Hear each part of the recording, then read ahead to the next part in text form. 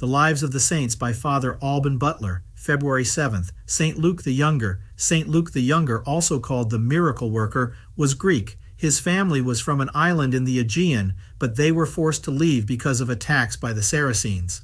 They eventually settled in Thessaly, where they were small landowners or farmers with land of their own. His father Stephen and his mother Euphrosyne had 7 children, of whom he was the third. He was a pious and obedient boy. At an early age he was put to tend sheep and cultivate the fields. As a child he often went without food to feed the hungry, and sometimes took off his clothes to give to beggars. When he went out to sow, he used to scatter half of the seed on the lands of the poor. It was notorious that the Lord blessed his father's crops with abundance. After Stephen's death, the boy gave up working in the fields and gave himself for a time to contemplation. He felt called to religious life, and on one occasion he left Thessaly, intending to seek a monastery, but was captured by soldiers who thought him a runaway slave.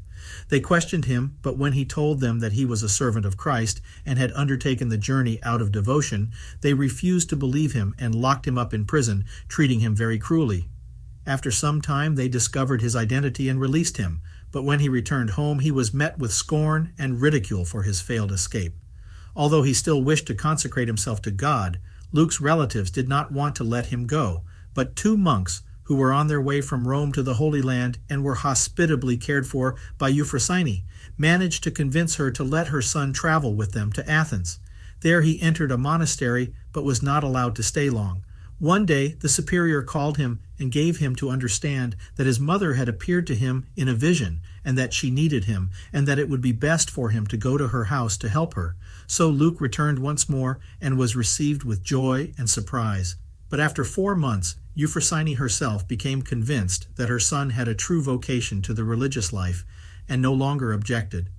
Luke built a hermitage on Mount Joannita near Corinth, where he went to live.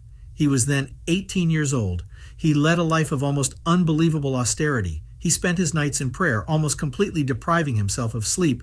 Nevertheless, he was full of joy and charity, even though at times he had to struggle violently against temptations. He received so many graces from God that miracles were worked through him, both during his life and after his death. He is one of the first saints who is said to have been seen lifted from the floor in prayer. St. Luke's cell was converted into an oratory after his death and was called Soterio, or Sterion, place of healing.